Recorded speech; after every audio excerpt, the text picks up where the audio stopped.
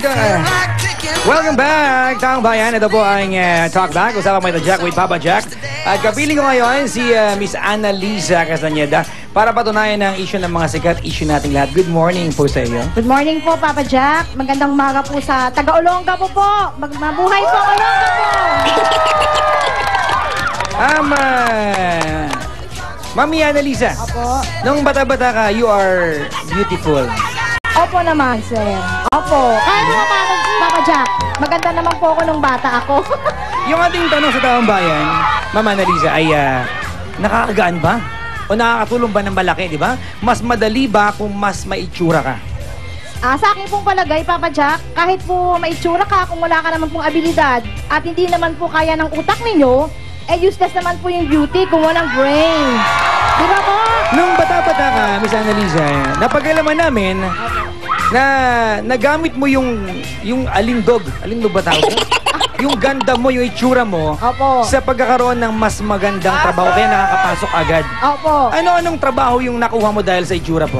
Noon po kasi nung mga bata-bata ko, yung bilang isang food server nga po, sa isang food chain, syempre po pag may tsura ka, may tindig ka, marami kang magiging customer, may mga tip ka noon eh. So, aminado ka po na may itsura ka? Noon po, opo.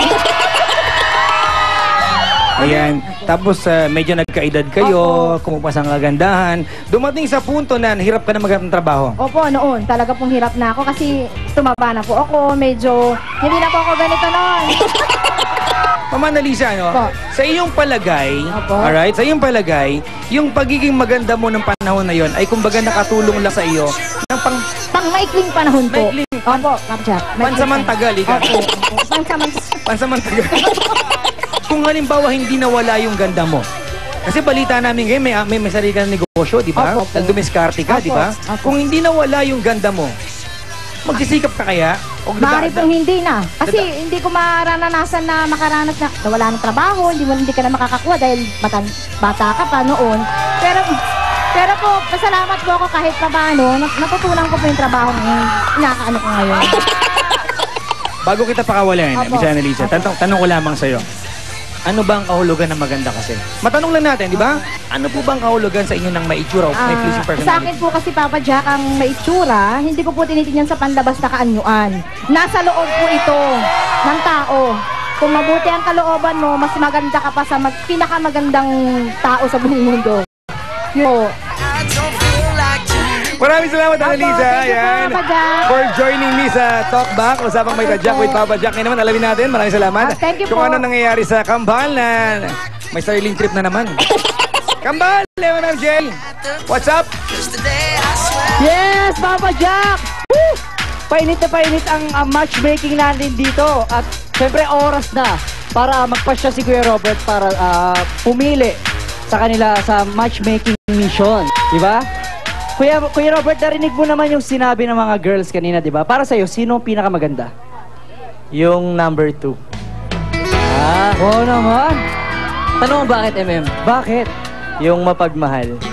Yes. Gusto talaga niya na mapagmahal, okay. Okay, so, MM. Siyempre, na oras na para hulaan niya. Yes, hulaan. Sino Kaya dito? tatanggalin na natin ang blindfold mo kay Robert. Excited ka na ba? Naman. Excited na siya para sa kanyang kamatch. Okay, tanggalin na natin. Ayan na. Ang girl number 2 natin ay si Roberta! Oh, kiss mo na siya, kiss mo na. Kuya, magkapangalan kayo. Kiss mo na. Kiss mo na. Hindi, joke lang. Hindi, biro lang kay Robert. Hulaan mo sino sa kanila. Hulaan mo kung sino sa kanila. Excuse me po, mawalang galang na. Napadaan lang siya, Napadaan lang po. Nagbebenta siya ng daing kanina. Okay. Kuya Robert, hulaan mo kung sino dito yung napili mo. Sino sa kanila? Malamang yun nasa gitna yung number 2. Talaga naman. O ano pakiramdam at siya napili mo? Pwede ba magtabi kayo? Dali na. At syempre, magpapatuloy at talakay ang bayan sa pagbabalik ng Starbucks. Dito, kasali ka!